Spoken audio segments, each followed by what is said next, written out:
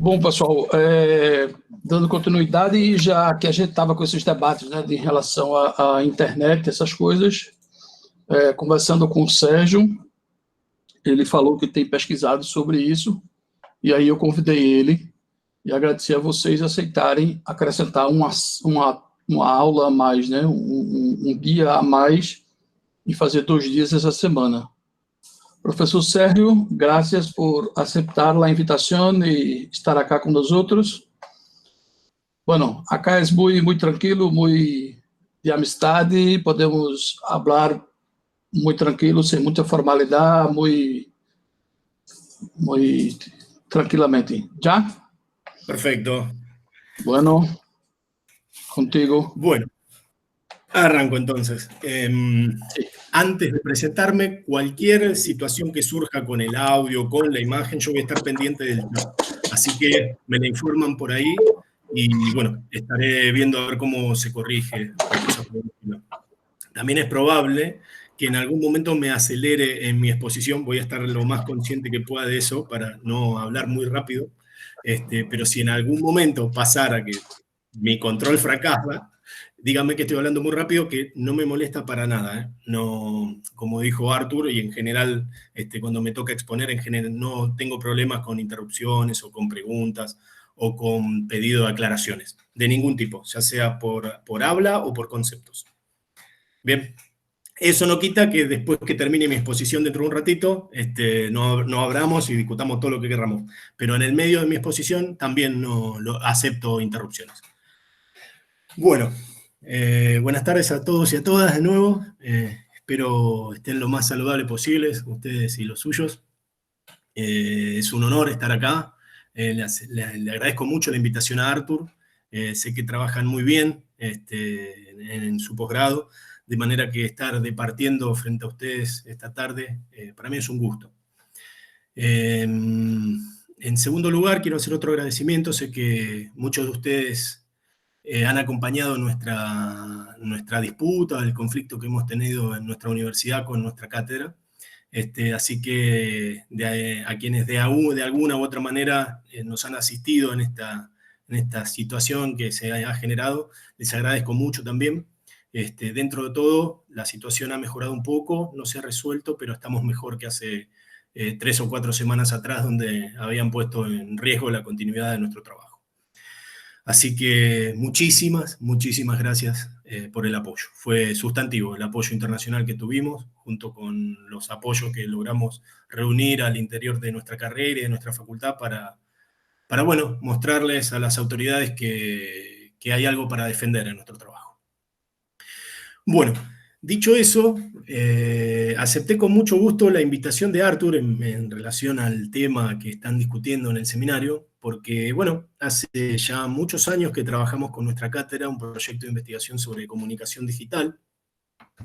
Hará aproximadamente 12 años, sí, en 2008 sacamos el primer proyecto dedicado a esto, de manera que algunas de las cosas que les voy a decir tienen como discusiones como asentadas atrás, y bueno, cualquier otra cosa, además de mi exposición, que quieran revisar sobre aspectos o elementos problemáticos de la comunicación digital en general, también estoy abierto a conversar sobre ello. Bueno, cuando empezamos en 2008, YouTube tenía unos pocos años. Hoy parece que fuera una institución de largo aliento, parece casi un estado dentro del mundo digital, pero a lo largo de estos años hemos visto cómo han cambiado, han aparecido temas, han desaparecido otros. Todas las discusiones sobre antivirus que estaban muy en boga ya por el 2007-2008, hoy prácticamente nadie discute antivirus, ¿verdad? Estaba repasando hoy para la exposición los temas que fueron quedando en el camino, y ciertamente es como fenómeno social, es una manera de mostrar su naturaleza cambiante, ¿no? Qué temas y qué aspectos se convirtieron en aparentemente centrales, de los que dependía el futuro mismo de la humanidad, y en cuestión de meses nomás desaparecía de la agenda. Bueno, la exposición mía de hoy está centrada en uno de los dos temas que hace 2 años, aproximadamente 3, están como en la agenda de la investigación social sobre el fenómeno de la comunicación digital, que es la comunicación automatizada, o comunicación artificial, o comunicación asistida por software, etc. Ahí ya el solo nombre, la sola denominación, ¿no?, del campo, del fenómeno, ya despierta un montón de problemas. Otro tema que también estuvo en boga, que está, digamos, en la agenda de la investigación social, habrán visto ustedes por sus propios temas y lo que están investigando, es también las redes sociales, ¿no? Nosotros sobre redes sociales hemos intentado, junto a Santiago Calice, un colega de la cátedra, hacer un pequeño trabajo para avanzar en la definición, aunque más no sea precaria, de las redes sociales desde el punto de vista de la teoría de sistemas, y nos hemos encontrado con una infinidad de problemas. No nos resulta fácil siquiera de encuadrar todo lo que se supone que forma parte del campo problemático de las redes sociales, o esto de la web 2.0, ¿verdad? La Internet interactiva. De manera que parte de lo que voy a decir está inspirado en ese fracaso momentáneo que tenemos en el campo de las redes sociales. Lo máximo que llegamos al respecto es que quizás las redes sociales estén funcionando como un medio dentro del medio de comunicación digital, porque, bueno, hay elementos de propagación de la comunicación que, si bien suponen Internet, se codifican de una manera distinta, tecnológicamente hablando incluso, en el campo de las redes sociales. Así que, bueno, entre la robotización, vamos a decirlo así, de la comunicación, o la automatización de la comunicación, y las redes sociales, está como girando un poco la discusión hoy día del enfoque de las ciencias sociales sobre la comunicación digital. Bueno, el tema de la comunicación automatizada, que es el que quiero conversar con ustedes hoy, porque sé que también están charlando y revisando problemas de qué pasa en el campo jurídico con la automatización de las comunicaciones, es interesantísimo, ¿no? No solo porque es interesante lo que ocurre, sino por el tremendo desafío teórico y conceptual que ya hoy, no mañana, hoy representa el fenómeno este. Uno tiende a pensar que la automatización, hay como muchas semánticas al respecto, ¿no? Muchas perspectivas de orden en torno a la automatización y a la robotización de la comunicación, que uno, cuando empieza, ya no digo a hacer estudios de campo, sino a mirar un poco lo que pasa por ahí, que se vienen rapidito abajo. No hay, a ver, problemas de orden, son los problemas de orden a los que estamos habituados, los que nos gusta o que estamos inspirados en los debates de la teoría de sistemas. Es esencialmente una reorganización de las condiciones de la contingencia social.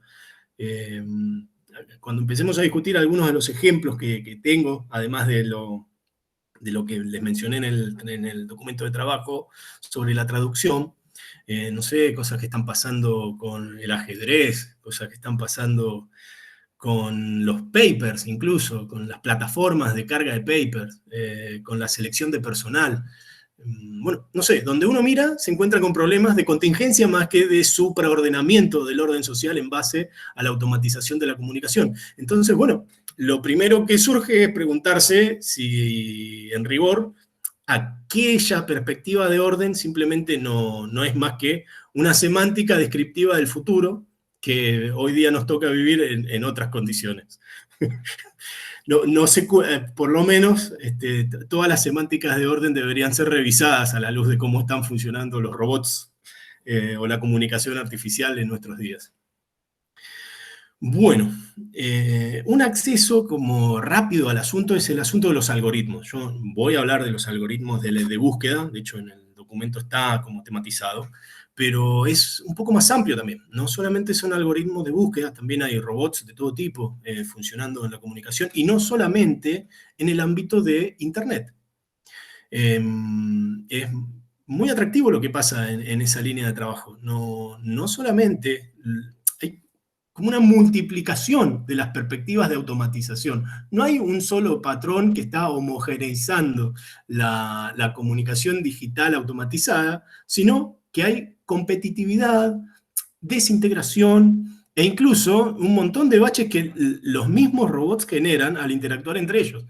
De manera que está bien empezar pronto a hacerse las preguntas de rigor de qué es lo que está pasando ahí y cómo lo podemos mirar. Por eso, al comenzar el documento que les pasé, que les adelanté, que no es más que un trabajo en progreso, un work in progress, digámoslo así, disculpen mi fonética inglesa, está abierto el tema, y lo que yo les vengo a proponer hoy no es más que una propuesta de interpretación abierta a debate. De manera que me voy a llevar de las preguntas de ustedes o del intercambio un montón de cosas muy útiles, de manera que no lo tomen casi en términos, les sugeriría que tomen esto en términos casi horizontales. Bueno, la automatización por software. Además de haber una cuestión de semántica en torno al orden social y la automatización del orden social, indagando un poco sobre los presupuestos, ¿no?, que suele tener la indagación social sobre estos fenómenos, uno se encuentra rápido, o por lo menos a mí me pasó, quizás a algunos de ustedes o a algunas de ustedes también les pasó, que el presupuesto de fondo de muchos de las descripciones semánticas que hay del futuro orden tienen un concepto de máquina o de organización mecánica del mundo social, que es lo que permite después empezar a pensar los robots en términos mecánicos. Eso estaba bien, qué sé yo, bajo las condiciones de mecanización, por ejemplo, de las redes tayloristas de producción, sin ir más lejos, por decirlo en términos de Coriat. Pero si uno mira qué es lo que empezó a pasar a partir de los años 70, con, bueno, todo este gran diagnóstico que hay sobre la importancia de la informatización, de los conductores, de la investigación tecnológica incluso, ¿no?, de los conductores y los procesadores de información, uno nota que el mismo concepto de máquina, asociado a la idea de mecanismo, puede volverse un obstáculo epistemológico para observar estas dinámicas. Yo no veo mecanismos y no veo que sea tan fácil observar la automatización por software en términos de mecanismo. Uno ahí empieza a ver que, claro, hay como una gran perspectiva de máquinas mecánicas, de organización mecánica del mundo, incluido el mundo social, dentro de las cuales el concepto de robot o de información, en muchas perspectivas, es incorporado de manera positiva. Esto es, no se reflexiona sobre las condiciones bajo las cuales la información genera problemas para una perspectiva mecánica. Eso no necesariamente es un problema si uno está atento y reflexiona, y además de tener un concepto mecánico de máquina, tiene un concepto general en el cual otras perspectivas, otros presupuestos de organización de máquinas también son posibles. Un poco esa es la idea de esa discusión preliminar, ¿no?, del documento que les pasé. ¿Qué pasa si uno no asume positivamente la máquina como mecanismo, sino que reflexiona sobre ese supuesto? Y se pregunta si la información funciona como un mecanismo. Y si la respuesta es no sé, ya no digo no, sino no sé, se abre un campo de interrogantes muy interesante. ¿Es la información y su procesamiento y su organización pasible de ser organizada en otros términos técnicos que el de los mecanismos? Esa es una pregunta. Mi respuesta es que sí, a veces, pero no necesariamente. En efecto, hay todo un mundo de programación, sobre todo la programación de software de los años 80 y 90, donde en efecto el software estaba programado casi en términos de mecanismo. No se puede decir mucho ahí, uno avala, investiga y en todo caso amplía.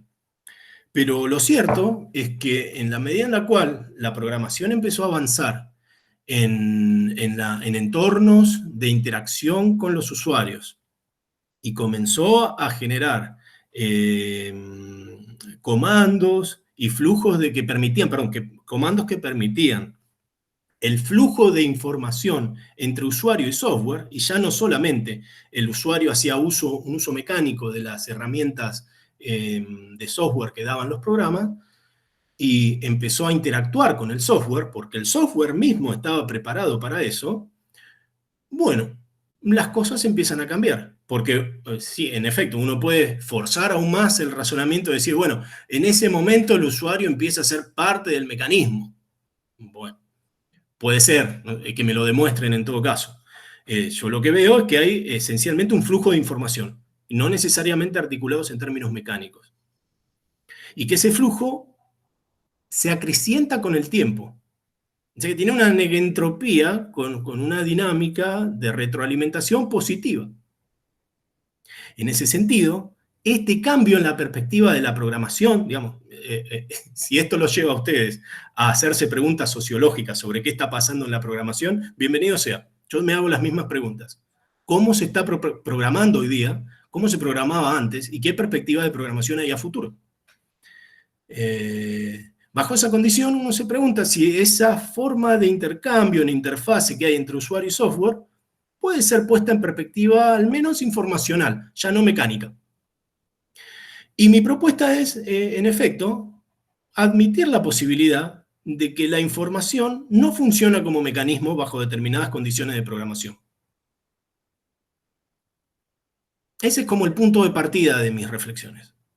Admitir, o por lo menos discutir, la condición de posibilidad de una máquina que procese información. Si no solo es mecánica, y también hay otros modelos técnicos de procesar no mecánicamente la información, uno entonces tiene un punto de partida distinto, donde, en efecto, el concepto de máquina deja de ser un concepto positivo y comienza a volverse al menos reflexivamente un problema de investigación más. Es importante no asumir positivamente el concepto de máquina y es importante reflexionar sobre las condiciones técnicas a partir de las cuales nosotros pensamos estos problemas. No porque uno se vaya a volver programador, por supuesto. Bienvenido sea, quien el doble o triple oficio es bienvenido. Para la vida de uno sabrá a qué dedicarse. Pero sí, a la hora de investigar, uno tiene que estar informado y reflexionar sobre los presupuestos de partida del problema. El concepto de máquina y el concepto de información son dignos de ser reflexionados más que resueltos positivamente. Después sí hay que buscar algún tipo de respuestas y avanzar, pero siempre controlándolo desde el punto de vista del presupuesto de partida, ¿verdad? A mí, en lo personal, hay un teórico que me interesa mucho, que se llama Yanis Kallinikos, o Kallinikos, que en efecto avanzó en esta línea, dio un montón de pasos y comenzó a trabajar con una idea de máquina ajustada al software. El concepto de máquina ha quedado obsoleto frente a la dinámica de la información de la actualidad, mucho más agresivo que yo, por supuesto, y tenemos que repensar las máquinas de nuevo. Las máquinas de información funcionan distinto y el mundo se está organizando en base a estas nuevas máquinas. Punto y aparte, y sigamos con el análisis de flujo de información. A mí me parece que más allá de cuánto uno asuma la perspectiva de Kallinikos, es también importante dialogar con su perspectiva porque reflexiona desde la investigación social y desde la reflexión técnica sobre cómo funcionan estas máquinas.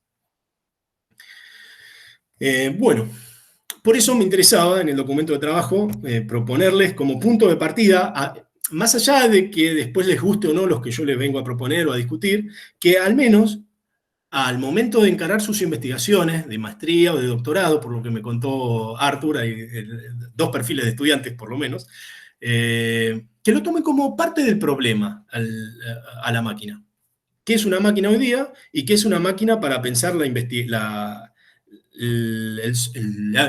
procesamiento de información? Disculpen. Bueno. A partir de ese problema, en el paper de trabajo, sugiero 2 planos de trabajo, de discusión para conversar en lo que queda de la jornada. Una es reflexionar teórica y conceptualmente sobre los problemas que se abren a partir de esto, para enfocar la comunicación artificial, como lo llama Elena Espósito.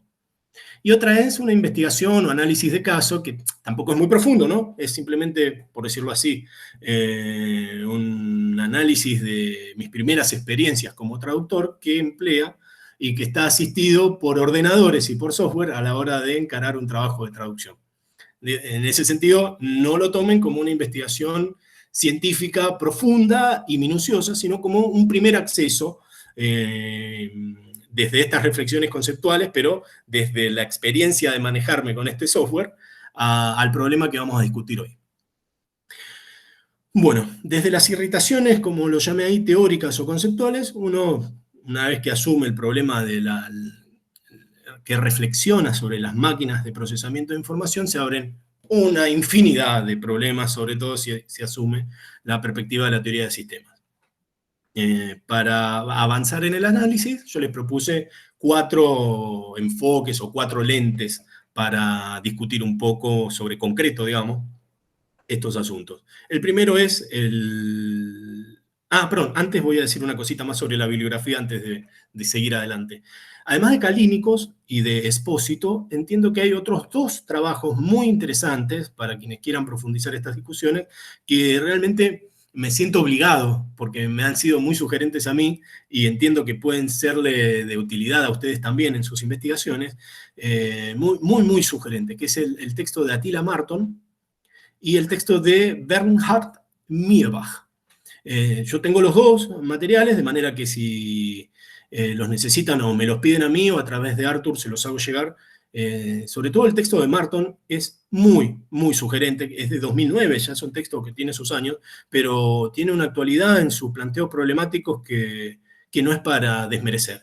De hecho, escribió eso antes de que se expandiera y se extendiera en prácticamente todos los campos de la comunicación digital el uso de algoritmos.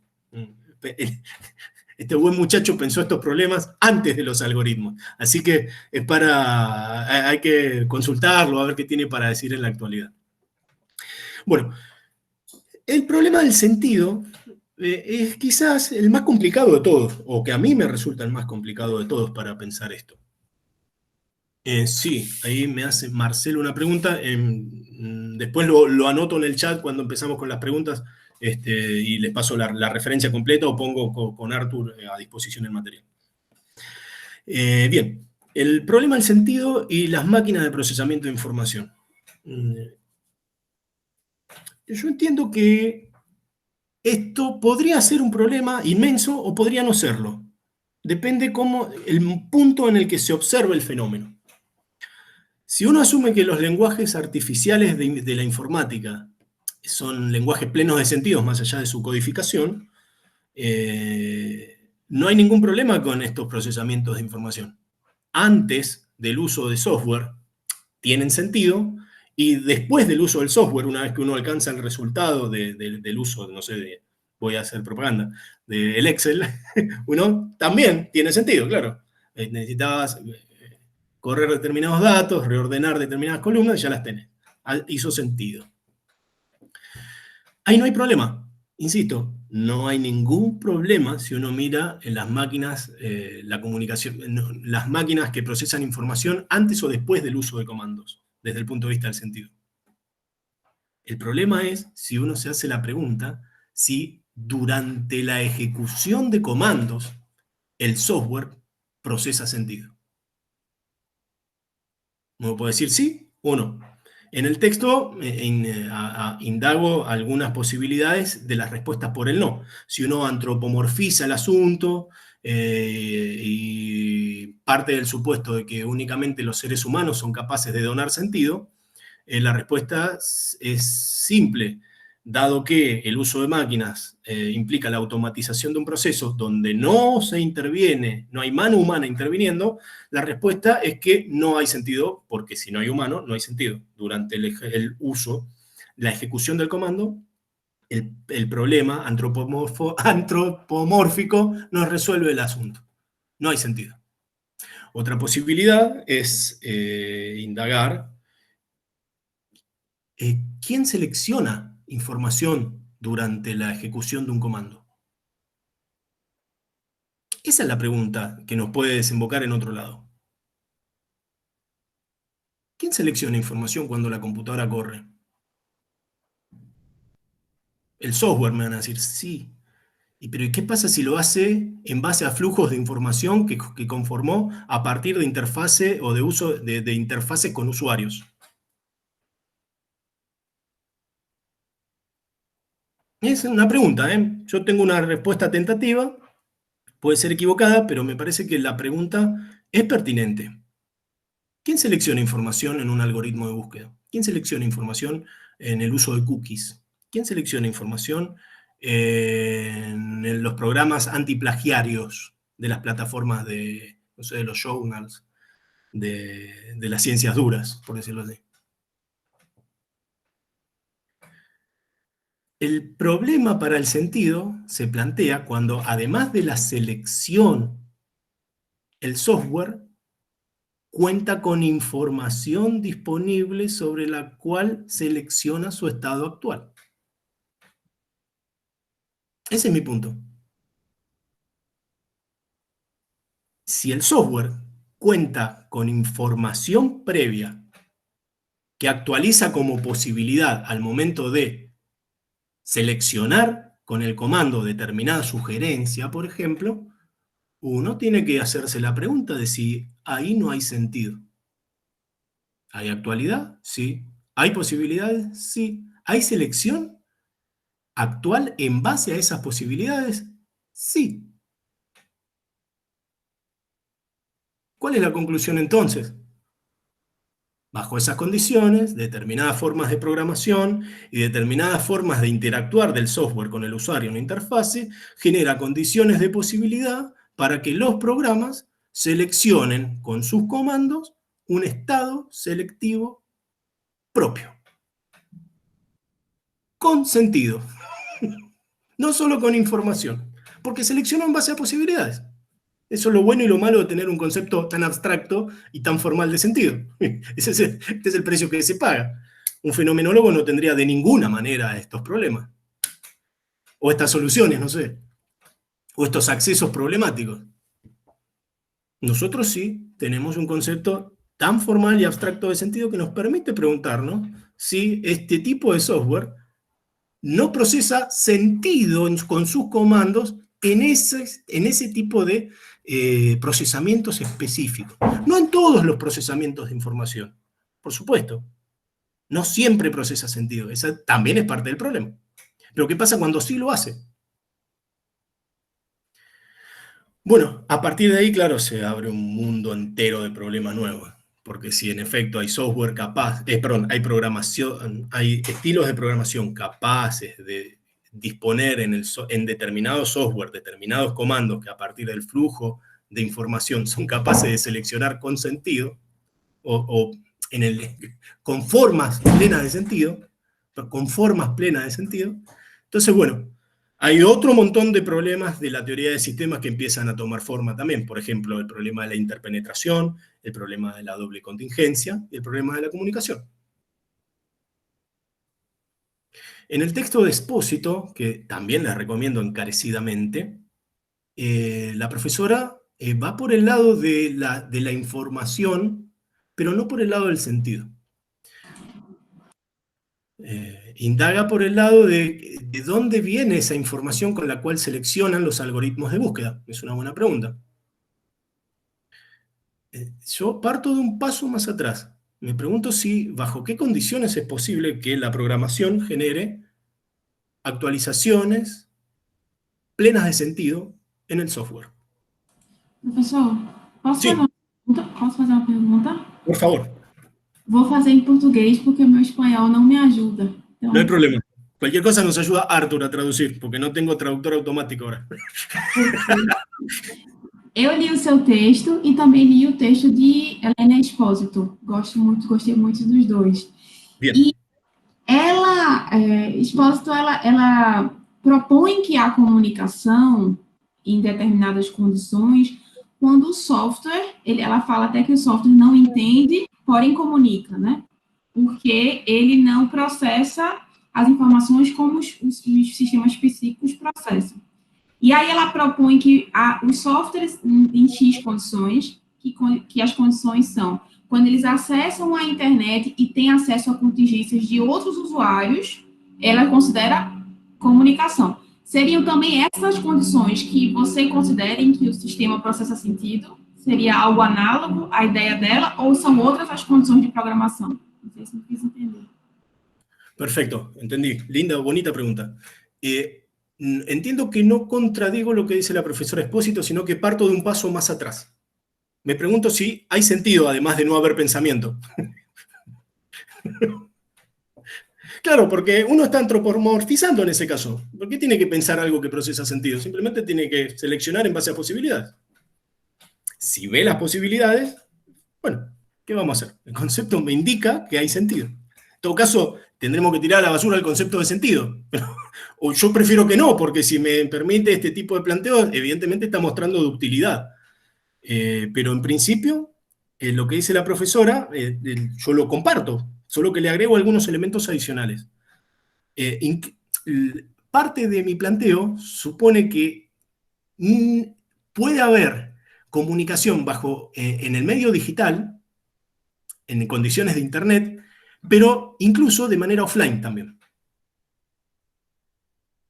Depende cómo funcione el programa, cuánto estés dispuesto a pagar, digamos, porque hay veces que la interacción se paga. Eso también es interesante, no es algo con lo cual vaya a discutir hoy, porque es una presentación más bien conceptual, y el análisis de caso no va a ir por el lado organizacional, pero hay condiciones de interacción y de uso de interfase con usuario software que no necesariamente suponen estar conectados.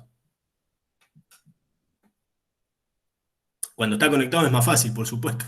Ahí se verifica con total facilidad. O con mucho más casos, digamos, una casuística más amplia. Pero entiendo que algunos de estos procesos también se dan de manera offline. Así que bueno, gracias por la pregunta. Entiendo que la voy a retomar dentro de unos 10 minutos cuando llegue a comunicación. No, lo único que puedo adelantar es que entiendo que no contradigo a la profesora Espósito, sino que en todo caso agrego algunos elementos.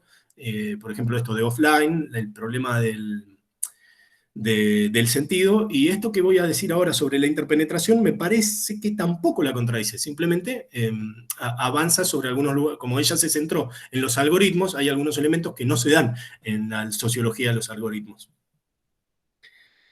Así que bueno, en todo caso, si más o menos enderecé la consulta, sigo con mi exposición y la retomamos después. ¿Está bien? Perfecto. Bueno, entonces, si bajo determinadas condiciones hay sentido, o que se generan formas plenas de sentido en el uso y en las interfaces usuario-software,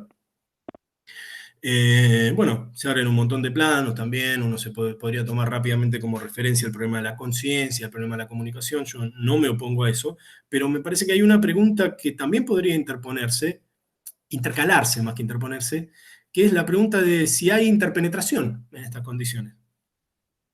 Yo entiendo que el concepto de interpenetración quedó un poco en el olvido después de la llegada triunfal del concepto de acoplamiento estructural y de un montón de soluciones más cómodas, más fáciles, muy buenas por cierto, basadas en ese concepto, pero la interpenetración tiene algunos rendimientos que el acoplamiento estructural no. Y bueno, me parece que en este caso uno podría mirar eso también. Bueno, les recuerdo brevemente, ¿no? El capítulo 6 de Sistemas Sociales presenta el problema de la distinción entre penetración e interpenetración, la puesta a disposición de la propia complejidad de manera unilateral. Se habla de penetración y de interpenetración cuando la puesta a disposición es recíproca. Okay. Bueno, ¿qué pasa si estos programas, este software interactivo que procesa bajo determinadas condiciones de sentido, es puesto a disposición de la comunicación o de otras formas que procesan sentido? Claramente si hay penetración cuando uno usa un programa y simplemente tiene un usuario que hace uso de las funciones, de los comandos y demás, y no pasa nada, y es solamente uno usando la computadora con un programa para resolver una suite de ofimática, con la cual resuelve el problema de cálculo, de redacción de materiales, etcétera, de realización de presentaciones.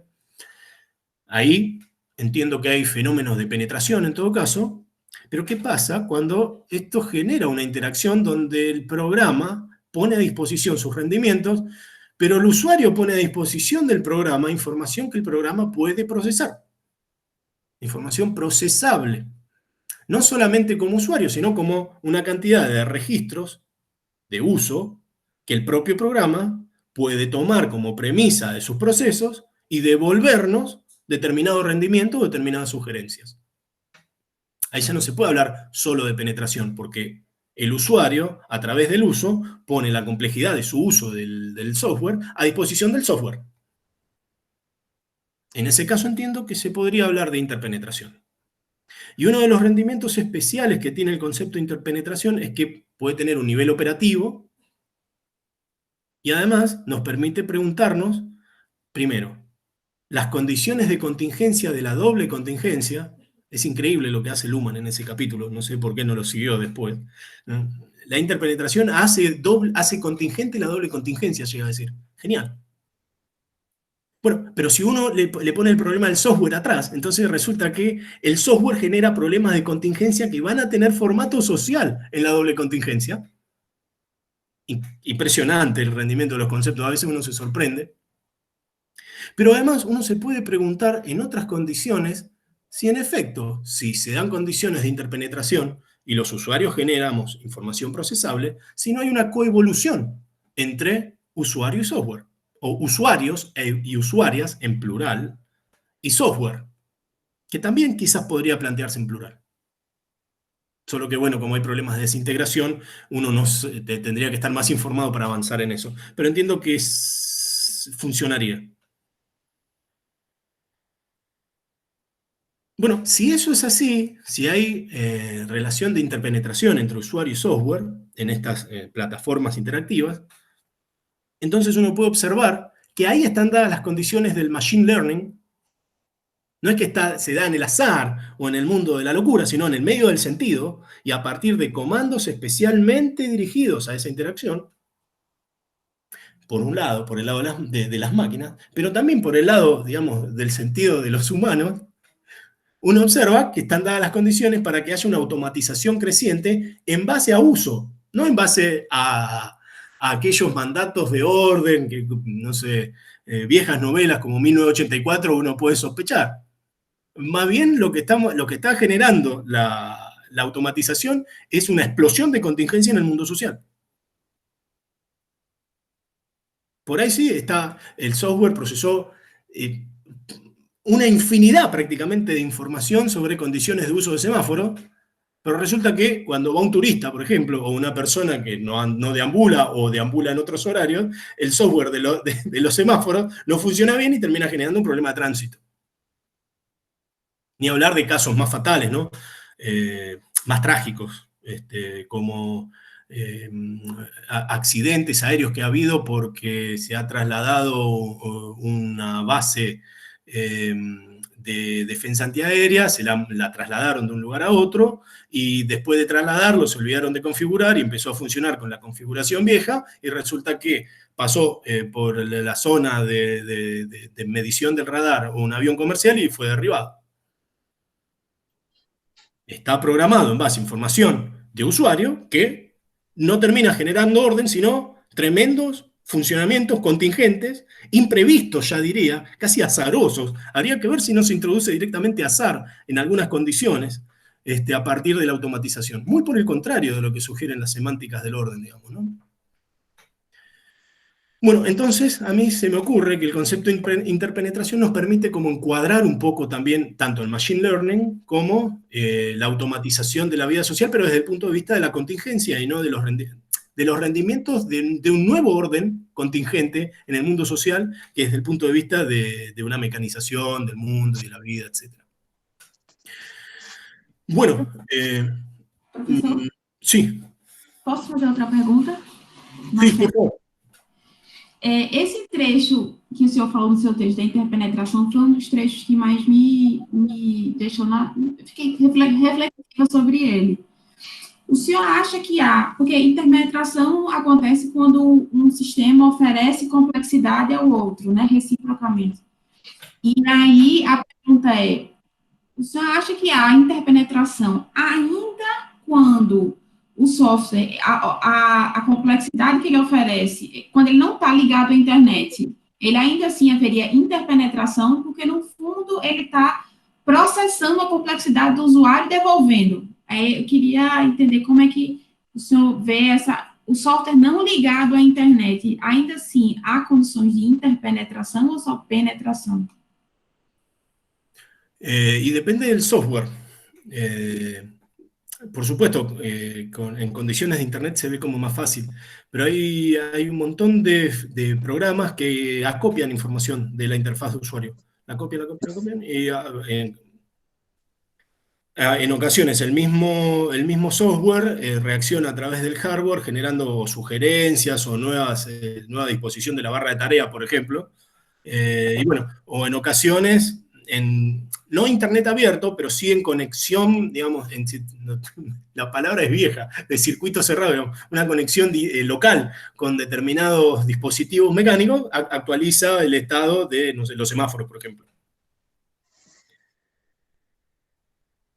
Bien, más o menos enderecé la pregunta. Bueno, ok. Bueno, entonces, estos dos temas del sentido y la interpenetración, digamos, están como en la base de lo que viene después, que es el problema de la doble contingencia y el problema de la comunicación. Es curioso, pero si bien son conceptos más complicados, si hasta acá me concedieron algo de todo lo que dije, van a ver que funciona con mucha más facilidad de lo que se supone que debería.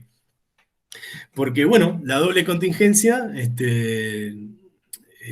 lean a Marton para eso, es muy interesante lo que dice sobre todo esto, pero a mí se me ocurrió, además del típico problema de si el software funciona como alter ego nuestro, si hay software capaz de construir al usuario como alter ego. Si hay doble contingencia, tiene que haber reciprocidad. Entonces, no solamente basta la pregunta acerca de, bueno, ¿este programa es un alter ego? Sino también la inversa, si nosotros mismos somos alter ego de nuestro alter ego. Y si ahí se establece una condición de doble contingencia. Y hay software que en efecto es capaz de construir al usuario como alter ego. No solamente es capaz de capturar y de registrar información, sino que está esperando del usuario el ingreso de información. A tal punto de que está programado para que si en determinado lapso de tiempo no hay ingreso de información, el programa pasa a hibernación. Por lo tanto, sale de la interacción con el usuario, deja de esperar. Eso también es interesante. Hay condiciones temporales que son pasibles de ser programadas para que haya, en condiciones de interpenetración, doble contingencia de nosotros como alter ego del software. Pero el asunto se complica todavía más si uno comienza a indagar y ve que hay software con estos elementos de programación que además de tener esta expectativa con respecto a los seres humanos, también la tiene con otras entidades no humanas. Por ejemplo, hay programas capaces de interactuar con nuestros perros, con nuestros gatos, en los jardines botánicos, pero también en algunos viveros, así como muy de avanzada, son capaces de interactuar con plantas, pero esto se puede complicar todavía más, porque hay software que es, no porque sea un alter ego, sino porque es capaz de construirlo en términos de expectativas de generación de información sobre el clima, sobre flujos hidráulicos, digamos, flujos de agua, pero además, peor todavía, son capaces de tener expectativas respecto de que genere información procesable otro software. A eso sí, los teóricos de la comunicación lo llaman fenómenos de integración. Ok, correcto. Está investigado. Ahí sí podemos copiar y pegar lo que otros colegas han dicho. Pero es interesante saber que la condición para todo esto es que haya software capaz de construir como alter ego a otro software. O a entidades no vivientes, o a entidades no humanas, y también a humanos. El problema es que el software es capaz de generar expectativa respecto de la información que se puede ingresar. Mirá, estás loco, Sergio, lo que estás diciendo está a un paso del New Age. Y la respuesta es que para nada. Yo no tengo la culpa de que, los programadores sean capaces de eso. Hay que observarlo. Y hay que ver, esto es interesante, porque gracias a este software hay elementos climatológicos, hidráulicos, de programación, que empiezan a formar parte del problema de la doble contingencia, que nosotros, las personas, no somos capaces de hacer. Las organizaciones son capaces de explotar esta incertidumbre que genera este software, capaz de interactuar y de generar alteridad en entidades no vivientes. ¿Qué vamos a hacer? Es el mundo que nos toca vivir. Puede estar mal interpretado o bien interpretado, pero tenemos que saber que eso está pasando. Discútanme la interpretación, insisto. No, esto es un trabajo en progreso, puede estar completamente errado, pero el problema está. Bueno, y después el problema de la comunicación, ya casi se desprende, va de suyo, digamos, ¿no? Tiene que haber capacidad de sintetizar 3 selecciones, nada más y nada menos, ¿no? Pero si nosotros verificamos eso, entonces hay comunicación y hay formas plenas de sentido, interpenetradas y bajo condiciones de doble contingencia.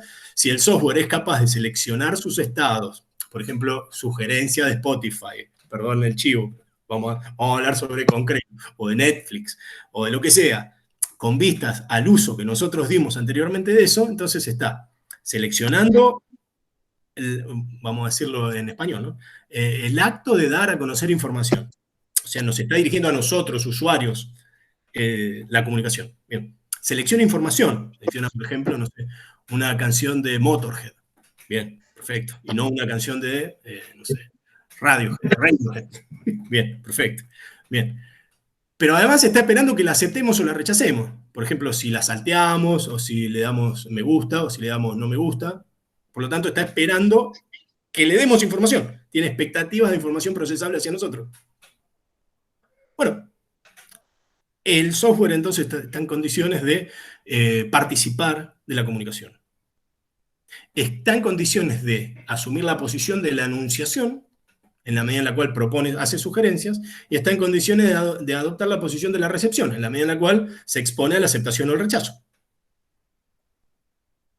Hay comunicación de computadoras y con computadoras. Y el asunto se pone todavía más divertido cuando esto se da entre computadoras. Si hay distintos software integrados capaces de generar expectativas entre ellos.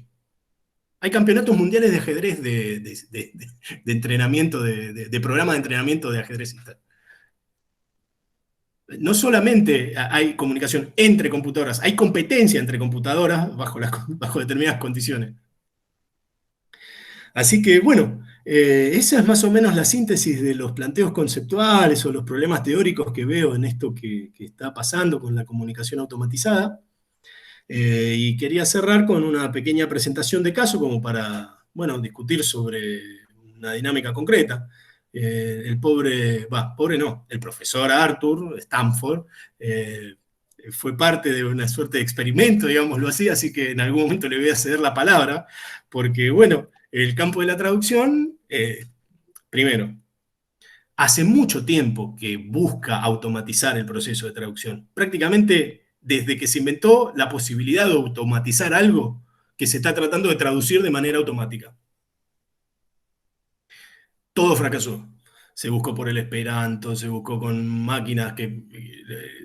le puse en la bibliografía un estudio relativamente reciente, de 2015, donde revisa toda la historia de los intentos de automatización de la traducción. De pegar a comida que minha mãe fez pra gente.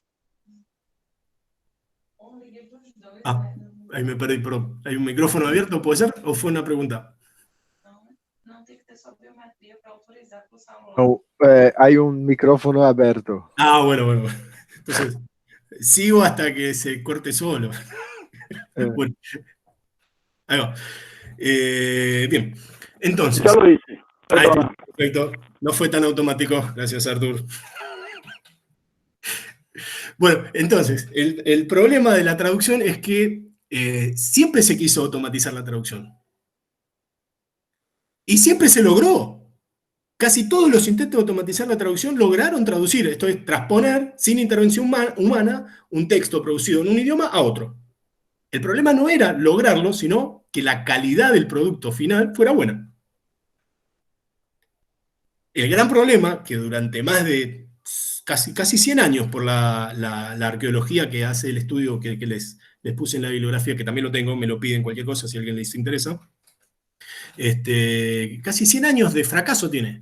Es muy bueno para lograrlo, pero muy malo en calidad. No se logró.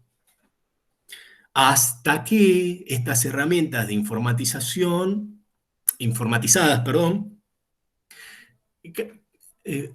primero siempre intentaron ser introducidas para realizar todo el proceso de traducción. En ese plano fracasaron también. Pero la gracia de estas herramientas es que, además de fracasar, generaron algún tipo de herramienta, sí, pero de automatización parcial de algún proceso. Por ejemplo, en los años 80 estuvo el proyecto de generar un software capaz de traducir de manera automática, trabajando con analogías en grandes cuerpos de información. No sé, 50 años de expedientes jurídicos, traducidos de un idioma a otro. Bueno, en base a esa inmensa base de datos, por cercanía o por proximidad o por equivalencia parcial, estos software inicialmente trataban de transponer en nuevos segmentos de un idioma a otro, apoyándose en las traducciones anteriores. Eso fracasó desde el punto de vista de la calidad de la traducción, pero fracasó en tanto proyecto integral. Pero fue muy exitoso para generar herramientas de lo que en traducción se denomina gestión de terminología. ¿Qué es esto? Porque es uno de los aspectos más dificultosos de la traducción, que es las palabras, los conceptos de una lengua de especialidad, transponerlo en otra. Por ejemplo, el concepto de doble contingencia. Eso es un término en sociología, bueno, gracias al trabajo de Javier Torres, uno puede decir que se traduce como doble contingencia, pero dentro de un gran cúmulo de información o de expedientes, uno puede lograr que quede asociado Doppelte Kontingenz con doble contingencia. Entonces, cada vez que el software de traducción corra e identifique tal término en lengua de origen, lo va a transponer de manera automática en la lengua meta, del alemán al español o al portugués. Eso es muy exitoso, se usa hoy en día, se usa mucho, y bueno, es una herramienta muy útil, asiste a los traductores. Y ahí está el secreto. En la traducción, la implementación de estas herramientas, justamente de estas herramientas, ha logrado reducir notablemente y volver mucho más eficiente el tiempo de trabajo de los traductores, no porque quiso reemplazar al traductor, sustituirlo por una máquina o por un software, sino generándole herramientas de asistencia. Muchas herramientas de asistencia. Les nombro esta de terminología porque, bueno, es una manera de ejemplificar lo que ocurrió con un proyecto faraónico, fracasado, pero que decantó en una herramienta muy útil, que es la gestión terminológica. Bueno, entonces, esto que se da en la terminología también se da en la traducción de segmentos, y en la traducción de... generalmente la sintaxis también es un problema para la traducción. Bueno, hubo otro proyecto de automatización que quería traducir por reglas. Y resulta ser que ese proyecto fracasó nuevamente como proyecto integral, pero dejó muchas herramientas capaces de transponer sintaxis. Por lo tanto, es una nueva herramienta que asiste a los traductores en los entornos de trabajo, de flujo de traducción, como se llama técnicamente, para que los problemas de sintaxis tengan asistencia de traducción automática. No reemplaza al traductor, al contrario, cada vez se exige más del traductor esto, porque comienza a ser tan bueno el proceso de traducción automática que es necesario un traductor para identificar los problemas que genera la máquina. Ese trabajo se llama posedición y es un poco en lo que me ayudó Arthur en la versión portuguesa del texto que les mandé. Yo ahora le voy a hacer la palabra a él para que nos cuente qué le pasó, cómo fue, porque había el proyecto inicial era, bueno, escribía el working paper en español, lo pasaba por un traductor automático y Arthur Stanford, hacía una traducción estilística. Y resulta que no funcionó para nada, ¿sí?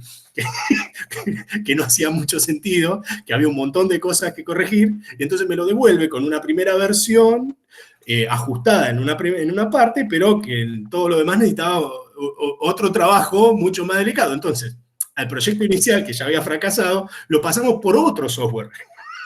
Ya no el primero, sino un segundo software de traducción automática. Y ahí se lo vuelvo a pasar al profesor para que lo vuelva a mirar y haga trabajo de posedición. Y volvió a hacer el trabajo. Y yo les quería preguntar, antes de darle la palabra al profesor para que nos diga cómo fue el trabajo de posedición que él hizo, de quién sería la traducción del texto en portugués, la versión portuguesa que ustedes le tienen, que les mandamos. Mía, sí, mía es la versión en español, pero la versión en portugués no es mía, la hizo dos traductores automáticos, a falta de uno.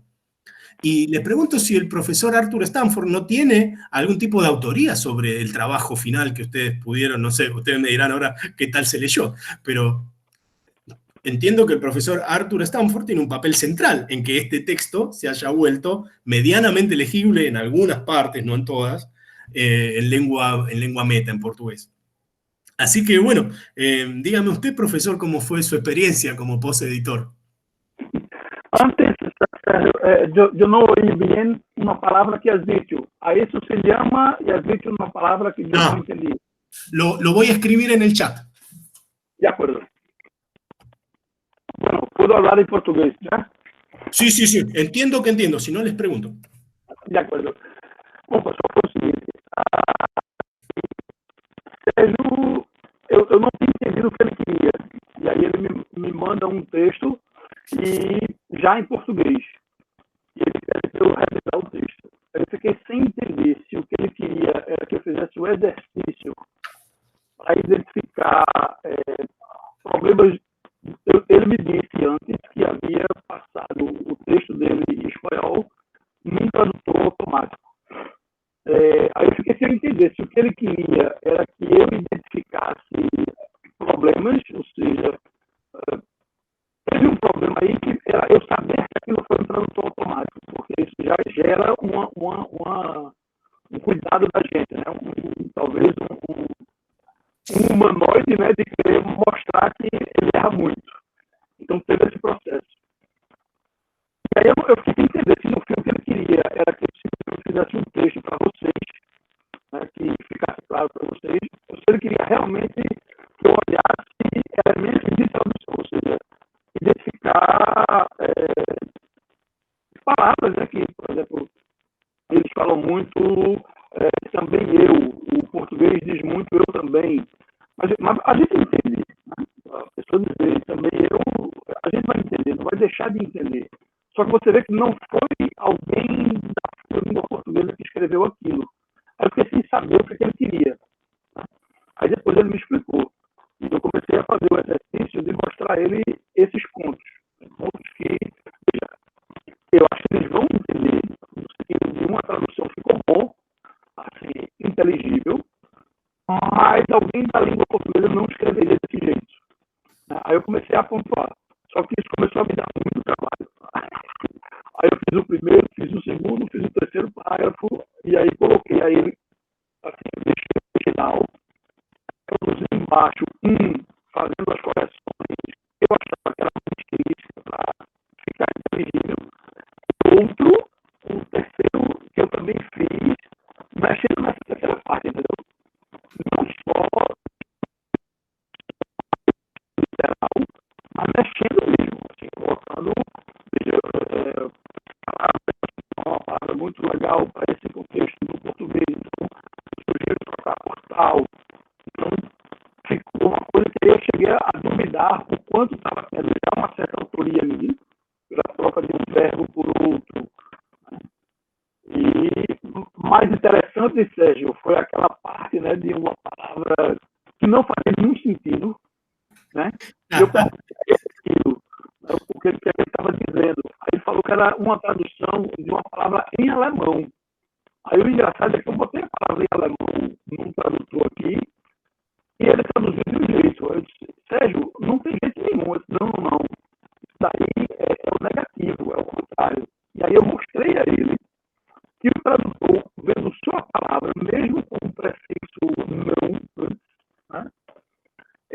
respondia a ela positivamente. Eu não estou lembrando agora, Sérgio, qual era a palavra. ¿Te recuerdas qual era a palavra? Desinhibición. Como? Desinhibición. Desinibição. Desinibição. Mas ela está lá no texto, não sei se vocês estão com o texto aí. No fim, quer dizer, Tio Coelha, porque ao final eu não me recordo exatamente como se quedou essa parte. Mas quando eu botava desinibição, só ela em alemão, o tradutor traduzia como inibição. Se eu botava inibição e desinibição, o tradutor reconhecia a inibição e desinibição, entendeu? Aí eu peguei o está acontecendo. Ele confundia até uma sociedade do inibição e desinibição. Mas qual é o problema? Naquela parte do texto, eu achava que essa palavra ela não ia servir para nada de jeito nenhum, sabe como é? Não ia ter lugar para ela naquela parte do texto. Eu deixei a palavra para ele, mostrei em português, em espanhol. A palavra é desinibição, em espanhol, desinibição em português. Mas que naquele trecho ali, eu acho que não ia dar para entender o que ele estava querendo dizer ali, né? A não ser que ele ampliasse o parágrafo esclarecendo. Então, no fim, a gente ficou na hipótese de fazer uma pesquisa. Para se procurar na sala, de repente, esse exercício, que seria pegar um texto, sei lá, a gente construir um texto em português e fazer traduções automáticas em espanhol, botar os 5 textos juntos, imagina, 5 não, mas, sei lá, talvez 4 textos juntos, né? O original, a tradução por um, tipo, pelo Google, e outra tradução por aquele DeepL, e uma outra por alguém que revisou as traduções. E essas 4 traduções a gente passar por um processo de pesquisa, enviar para pessoas, pedindo que ela diga qual é o original, e qual ela acha que teve um tradutor que fez uma correção. E daí a gente vê essas questões que ele está colocando, né? Aí ficou essa hipótese da pesquisa, eu não sei como você está pensando nela, mas eu ainda me animo a fazer essa. Não sei se vocês entrariam nessa com a gente, mas... Sí, un poco el experimento salió mejor de lo que creíamos porque al menos yo tenía una expectativa bastante más baja, pero el fracaso, nuevamente, como me pasa en traductología, fue muy exitoso. Hay que, por lo menos, desinhibición a mí me sirvió para identificar porque terminé resolviendo el problema con un gestor terminológico automático, que me pasó la palabra que iba como desinhibición. Sí, para toda a herramienta. Ela ficava estranha para aquele contexto, né? Porque eu não entendia o que é que a palavra desinibição significaria naquela parte da frase ali. Foi mais um problema da palavra dele, que eu não sabia. Aí eu fui saber se deixava ela e a gente debateria aqui o que significaria desinibição ali. Aí você me disse que era porque o original alemão era desinibição. Eu fiquei mais ainda na dúvida se era uma questão de tradução de retirar ou será uma questão da palavra não ajudar a inteligência do texto naquele contexto ali. Bom, pessoal, vamos passar para as perguntas. Eu vou fazer como sempre. Eu paro a gravação aqui e aí, Sérgio, eu vou recomeçar. Peço que espere só esse segundinho aí. E aí eu converso uma outra e faço a gravação das perguntas, para não ficar textos tão pesados. Pode ser? Muy bien.